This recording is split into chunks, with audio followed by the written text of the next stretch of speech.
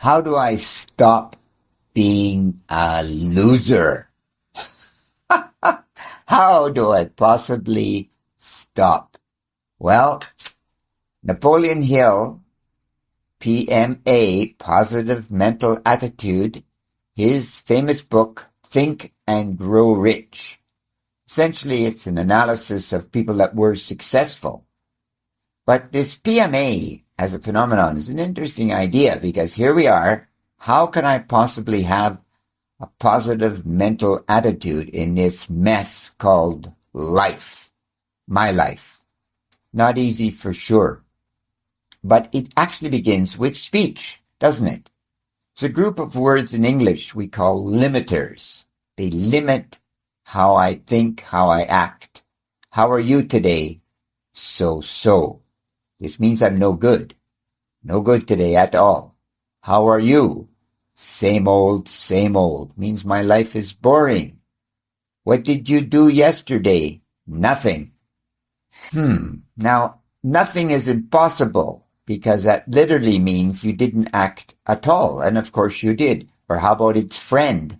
Nothing special. I did nothing special. My life is nothing special. Tragic.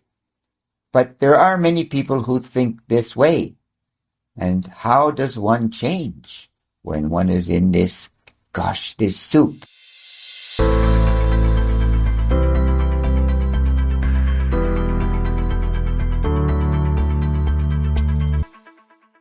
Well, I think the very first thing that a person has to do, you have no choice. This is to engage with the idea that I am alone. I'm alone on this earth. Now, of course, there's other beings running around, and I could be married, and I could have a boyfriend or girlfriend, and I could have children. All of those things are true. But fundamentally, I am alone in the sense that I cannot reach out and jump inside your brain, inside your mind, and look at the world in exactly the same way. I'd like to be able to do this, but I can't. I can't. The only pure relationship I have is with the eternal thou, as Martin Buber tells us, with God, as he sees it. With God. I can have this real link. So in that sense, I always have a partner. You know, I'm sitting the other day for a concert, and I was speaking to a teacher beside me, and a Christian, nice man, and he reinforced this idea. So there must be many people that think the same. Now, of course, there's a great pandemic now, of an epidemic of loneliness that's descended upon us because of social media. I read, and it's probably true. I mean, all you have to do is look at your phone and you realize immediately that there's somebody more handsome or more beautiful than me, for sure. Oh gosh. Oh no. Really? True. There's someone richer than me. Get away. Really? Absolutely. So there's always these superlatives, right? There's always someone more beautiful, etc. than me. But there is no one who knows me like me. And I think we have to realize this. Who's my teacher? I often say this, ad nauseum actually, myself. So the only way I am going to get over this kind of losing mentality, this pain that we all suffer, I think, anxiety, fear, it just goes on and on.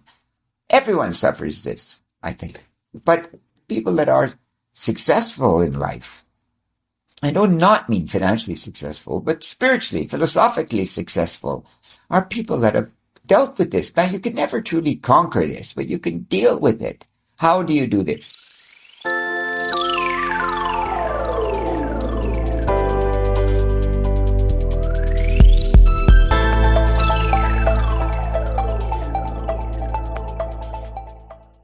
Well, one technique I've read, and I think it's a very interesting one, is when you awaken in the morning, don't look at your phone. Of course, don't touch your phone.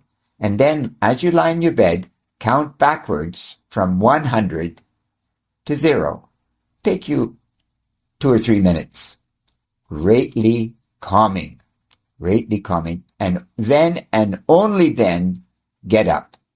And in my case, I go into the kitchen and I make a cup of coffee. And then I come back and I listen to my affirmations as I make my bed. So I try to fill myself with positive thinking at the very beginning of the day. Now, to be fair, as I've said before, there are some days that I don't feel good for whatever reason. I've had bad dreams, or perhaps I forgot my homework, or perhaps I'm sick. Gosh knows.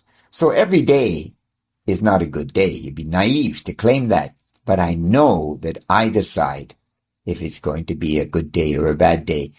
Then I proceed to shave, of course, write in my notebook, and go forward into the day. And then I put my phone on, take my messages, etc., etc. And I don't think this behavior is unique at all. At all. Some people do it at 5 o'clock in the morning. I'm not a friend of 5 o'clock in the morning, but I do it a little bit later. But it's all the same thing. And then I go out. Now, we are filled with this negativity. Why so much negativity becomes the question. Well, obviously it's from, it's originally from Hearst and Pulitzer, right? So-called yellow journalism, sensationalism. The mind seems to respond well to negativity. Biologically, we were probably the same when we left the Rift Valley 100,000 years ago. We have that natural fear in us, but we can control this. And as I've spoken about before, we are naturally kind beings. Now, there are the weirdos that are not, I'm sure, aggressive, angry people. There are some, but not most people, not most. And yes, some people suffer more than others, and some people must develop more than others. We're all on a path, right? But ultimately, I think we must realize that there is truth. And the truth is that we can live decent, colorful, positive lives. And why am I here? What's my mission? What happens when I leave here? When I die? These questions can be answered by each individual.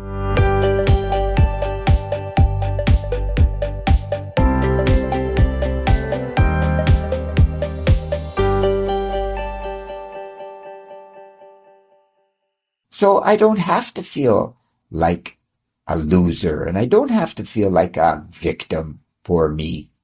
I was thinking just the other day, my very, very first love. I think I was 13 or 14 years old, and a new girl had arrived in our small little town. And for whatever reason, this girl, I can't even remember her name, terrible, but she liked me, and we were friends.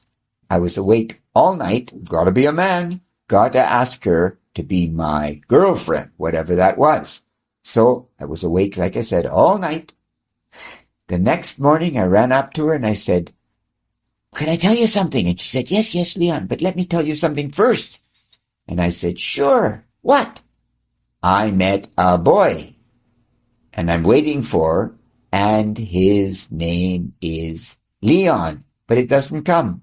His name is Bob." To this day, I have that visceral feeling, like I've said before, I'm sure, when I hear the word Bob, the name Bob. So there we are, lying on my mother's sofa in our family room, listening to America, an old band from the 70s, broken. I felt as if my heart literally was down in my entrails, in the lower part and lower extremities of my body. And then here I am today, 67 years old. So from 14 to 67, and things went along not bad. I've achieved more than I expected and less than I wanted. So, and I think that's the same for all human beings, right? So enjoy your life. Say your affirmations. Be positive as much as you can. And you know what they say. You know what they say. Critical thinking is necessary to get over feeling like a victim. And critical thinking is great. God bless. Take care. Bye-bye.